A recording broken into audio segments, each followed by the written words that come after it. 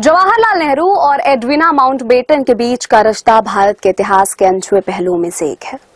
British viceroy Lord Mountbatten के भारत आगमन के बाद से ही एडविना और नेहरू की मुलाकातों का सिलसिला शुरू हुआ था। दोनों के बीच यह रिश्ता एक विशेष आत्मीयता के साथ पनपा, जो तब तक कायम रहा जब तक नेहरू जीवित रहे।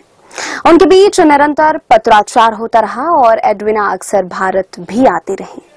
नेहरू और एडविना के रिश्ते पर पामेला माउंटबेटन, एडविना की बेटी, ने भी बयान दिया है।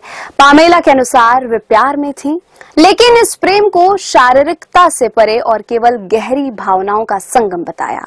इस तरह का रिश्ता समझ पाना कई लोगों के लिए कठिन हो सकता है, लेकिन क्योंकि दोनों के जीवन में भावनात्मक खालीपन था जिसे उन्होंने एक दूसरे के साथ साझा किया, भारत की स्वतंत्रता के बाद नेहरू और एडविना का यह आत्मीय रिश्ता और भी प्रगाढ़ होता गया।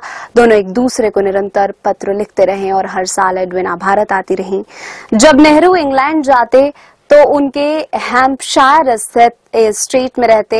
एडविना के निधन के बाद उनकी बेटी ने उनके पत्रों को पढ़ा और उसे परिपक्वता से लिखे गए पत्र बताया।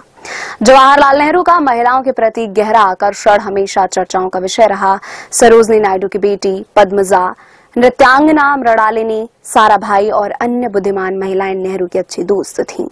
यह भी कहा जाता है कि पद्मजा ने गुस्से में एडविना की तस्वीर तक फेंक दी थी, लेकिन बाद में एडविना और पद्मजा के बीच दोस्ती हो गई। सरोजनी नायडू की बेटी पद्मजा और देश की प्रसिद्ध नृत्यांगना मृणालिनी साराभाई उनके निकट मित्र थीं।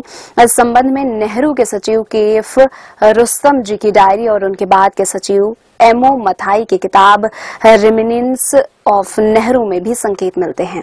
नेहरू के सचिव M.O. मथाई ने रिमिनिसेंस ऑफ नेहरू में नेहरू के जीवन में महिलाओं के प्रभाव का वर्णन किया है। मथाई ने एक विशेष अध्याय में नेहरू के महिला मित्रों का उल्लेख किया था, जिसके बाद में उन्होंने खुद को ही प्रकाशित होने से रोक दिया।